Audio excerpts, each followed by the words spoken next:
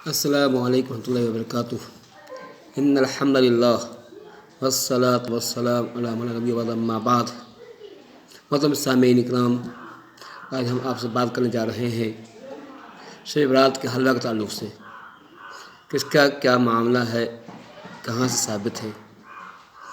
وہ لوگ جو شب برات کے موقع پر حلوہ بناتے ہیں، ان کی دلیل یہ ہے، ان کا کہنا یہ ہے کہ سنت ہے، چونکہ آپ صلی اللہ علیہ وسلم نے غزوہ احد کے موقع پر حلوہ کھایا تھا۔ واقعہ یوں بیان کرتے ہیں کہ غزوہ احد کے اندر آپ صلی اللہ علیہ وسلم کے دانت شہید ہوئے تھے، اللہ نے شہید کیا گیا تھا۔ آپ صلی اللہ علیہ وسلم کو بہت تکلیف تھی، کھانا نہیں کھا پا رہے تھے، اب کھانا کھانے سے قاصر تھے، تو آپ صلی اللہ علیہ وسلم نے حلوہ کھایا تھا، ان کی یہ دلیل ہے۔ لیکن سوال اٹھتا ہے، تو یہ تو واقعہ یہ بات صحیح ہے کہ آپ کے دانت شہید ہوئے ہیں، غزوہ احد میں ہوئے ہیں۔ غزوہ احد کب ہوا؟ جب ہم تاریخ پڑھتے ہی معلوم ہوتا ہے کہ غزوہ احد جو ہوا تھا رمضان کے مہینے کے بعد، جو مہینہ آتا ہے شوال کا مہینہ، اس کی تقریباً 7 تاریخ کو ہفتہ کے دن یہ واقعہ پیش آیا تھا، اور یہ کہیں ثابت نہیں ہے کہ آپ نے حلوہ کھایا۔ مان لیا جائے کہ آپ نے حلوہ کھایا تو یہ واقعہ تو پیش آتا ہے شوال کے مہینے میں، پھر شعبان کے مہینے میں حلوہ کھانے کا مطلب ہے، اگر یہی بات تھی کہ آپ نے حلوہ کھایا تو آپ نے شوال میں کھایا تھا، آپ شوال میں کھاتے، پہلی بات۔ دوسری بات یہ ہے کہ وہاں ایک عذر تھا، ایک پریشانی تھی۔ آپ کی بات مان لیا جائے تو پریشانی یہ تھی کہ آپ کے دانت شہید کر دیے گئے تھے، آپ کے دانت جو ٹوٹ گئے تھے، تکلیف تھی تو آپ نے حلوہ کھایا تھا۔ آپ کو کون تکلیف ہے؟ اگر آپ کو نبی سے محبت ہے، اگر سنت ادا کرنا چاہتے ہیں تو آپ بھی دانت توڑ لیجیے، اللہ کے راستے میں آپ بھی جہاد کیجیے، دانت توڑ لیجیے، آپ بھی حلوہ کھائیے۔ تو ایسا نہیں کریں گے، اس سے یاد رکھیے صرف حلوہ کھانا سنت نہیں ہے، یہ اللہ کے راستے میں جہاد کرنا، قربانی پیش کرنا، جان کی مال کی، یہ بھی جو ہے سنت ہے۔ اس میں تو آپ عمل نہیں کر رہے ہیں، لیکن آپ کو میٹھا میٹھا خوب یاد آتا ہے، لیکن جہاں بات قربانی کی ہوتی ہے پیچھے ہٹ جاتے ہیں۔ پہلی بات یہ ہے۔ اب ہم دیکھتے ہیں کہ کیا بات ایسی ہے، لیکن نہیں، جب حقیقت کا مطالعہ کرتے ہیں تو ہمیں معلوم ہوتا ہے کہ اس حلوہ خوری کا تعلق کہ 15 شعبان کا تعلق جو ہے ہم سنیوں سے کچھ بھی نہیں ہے، سنیوں سے اس کا کچھ بھی تعلق نہیں ہے، اس کا تعلق سیدھا سا جو ہے شیعہ اور رافضی سے ہے۔ شیعہ اور رافضی نے ہی اس کی شروعات کی ہے، ان کے یہاں ہی یہ دن متبرک اموال مانا جاتا ہے۔ بات یوں ہے کہ شیعوں کا جو 12واں امام مہدی ہے، ان کی پیدائش جو ہے یہی 14 شعبان کو ہوئی تھی۔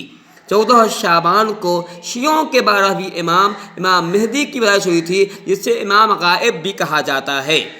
چنانچہ اسی 15ویں کی رات کو لوگ اسی خوشی میں کہ میرے امام کی پیدائش ہوئی تھی، شیعوں کے ہاں یہ معمول ہے کہ ان کی وہ خوشی مناتے ہیں، حلوہ پکاتے ہیں، چراغاں کرتے ہیں، پٹاخے پھوڑتے ہیں، یہ شیعوں کا طریقہ تھا، وہ کرتے ہیں۔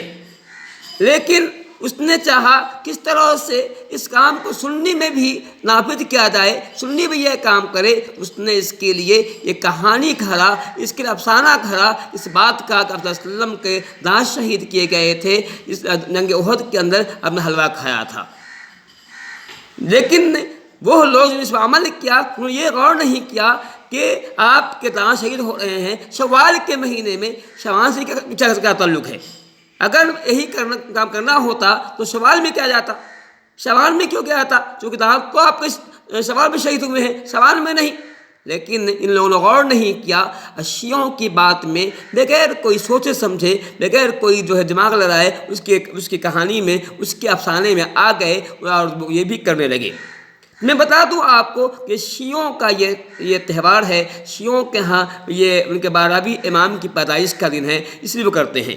اتنا ہی نہیں، شیعوں کے ہاں یہ بھی ہوتا ہے کہ وہ 15ویں کی جو رات ہوتی ہے، 14 کا دن ہوتا ہے کاٹنے کے بعد، جو 15ویں کی رات ہوتی ہے، اس رات کو شیعہ حضرات کے ہاں یہ ہوتا ہے، رافضیوں کا یہ ہوتا ہے کہ وہ جو ہے عرضیاں لکھتے ہیں، خطوط لکھتے ہیں، دریا میں بہاتے ہیں، ندیوں میں بہاتے ہیں، اور اس میں خطوط میں لکھتے ہیں۔ دیکھیے یہاں پہ ایک اور بات میں کہہ دوں کہ شب برات کا معنی ہوتا ہے بیزاری کا رات، کہ مطلب کہ میں اس رات میں بیزاری کا اعلان کرتا ہوں، اس رات میں برات کا اعلان کرتا ہوں، اس سے الگ ہونے کا اعلان کرتا ہوں۔ مطلب یہ ہے کہ وہ کہتے ہیں کہ وہ اس رات کو جو ہے شب برات کے دن چونکہ وہ لوگ عرضیہ لکھتے ہیں اپنے امام کے نام، اور کہتے ہیں کہ ابھی جو قرآن موجود ہے اس سے میں بیزاری کا اعلان کرتا ہوں، اس سے برات کا اعلان کرتا ہوں، اس قرآن کو نہیں مانتا ہوں، اس لیے اے امام غائب آپ جو ہے اس وہ قرآن جو آپ کے پاس ہے، جو مکمل قرآن ہے، اس کو لے کر آئیے۔ وہ اس کی اپیل کرتے ہیں۔ وہ 15ویں کی رات کو جو ہے دریا کے اندر خطوط بہاتے ہیں، خط لکھتے ہیں، لکھتے ہیں، اسے بہاتے ہیں، اور اس میں اس بات کی اپنے امام سے اپیل کرتے ہیں کہ آپ جو ہے آپ کے پاس جو قرآن ہے لے کر آئیے، ہم اس قرآن سے برات کا اعلان کرتے ہیں، اس سے ہم جو ہے بیزاری کا اعلان کرتے ہیں۔ اس طرح سے وہ جو ہے خطوط لکھتے ہیں۔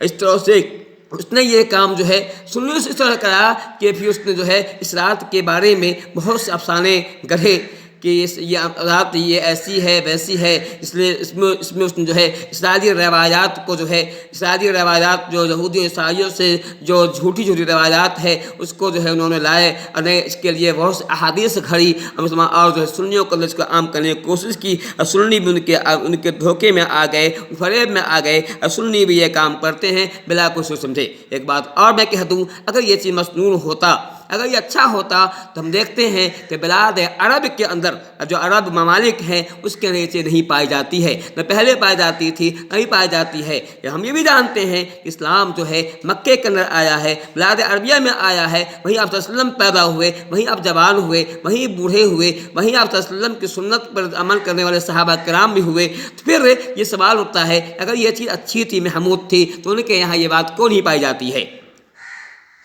اصل بات یہ ہے کہ چونکہ اسلام میں ہے ہی نہیں ہے، شیعوں، رافضیوں اور آتش پرست جو مسلمان ہوئے تھے، جو جنہیں دین کا علم کم علم تھا، ان کی یہ نکالی ہوئی چیزیں ہیں، تو اس سے معلوم ہوا کہ حلوہ کھوری کے جو ہے یہ جو آج 15ویں صدی میں کیا جاتا ہے، یہ ایک بے بنیاد چیز ہے، اور یہ اسلام سے کوئی تعلق نہیں ہے۔ لیکن جو کہتا ہوں، میں کہہ دوں کہ سنیوں سے کوئی تعلق نہیں ہے، یہ تعلق شیعوں سے ہے۔ تو اس بات کی ہے کہ ہم جو ہے سنی جو ہے قرآن و حدیث کا مطالعہ کریں، ایسے کام جو دین کے اندر بدعات خرافات میں داخل ہوتے ہیں اس سے بیزاری کا اعلان کریں۔ اللہ تعالی ہمیں توفیق دے۔